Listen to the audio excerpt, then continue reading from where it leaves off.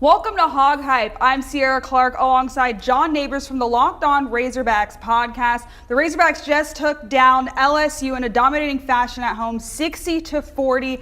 LSU was talking a lot of trash before the game, but the Hogs handled it on the court. Let's talk about Devo Davis. He just had a phenomenal game. He was 100% from beyond the arc, led the Hogs with 16 points and 7 rebounds. John, what are your thoughts on his progression as a shooter?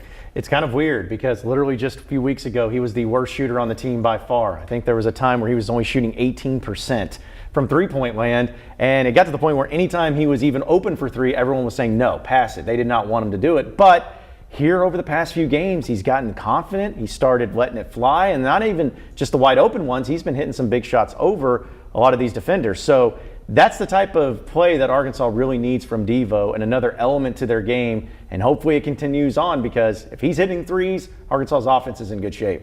All right, we'll move over to the Hogs' next challenge at Baylor. They're taking on the Baylor Bears as part of the SEC Big 12 Challenge. Arkansas has yet to win a true road game this season. It's kind of crazy to believe that. But what do you like about this matchup? Well, not only have they not won a true road game this year, but during the SEC Big 12 Challenge, they haven't won a game on the road since they've been doing it. So this is going to be their next opportunity.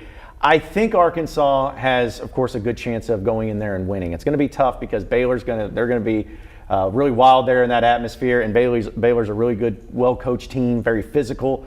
But the one thing that I feel like Arkansas can take advantage of is that Baylor's defense has not been that great. They can be physical, but they give up a lot of open shots. They don't really get back on defense very well at times. So if Arkansas can kind of establish it a little bit, get big guys involved like Mekhi Mitchell, Kamani Johnson, Jalen Graham, make those guys really earn a lot down low, it could bode really well for Arkansas. But the last thing you want to do is let Baylor jump out early on you, and then you have to come from behind. Arkansas is capable of that, but it's about how they start. And if Arkansas starts well and plays really sound and fundamentally, I like their chances in this one. And the Hogs made it to the Elite Eight also in 2021, and Baylor was the team that knocked them out. Do you think there's a little bit of bad blood there from Arkansas? I wouldn't think so. I mean, most of the players that were on either team have already moved on. I think Devo is really the only one that played in that game that remembers this type of matchup. But I think it's more so, hey, you got 2 wins under your belt now.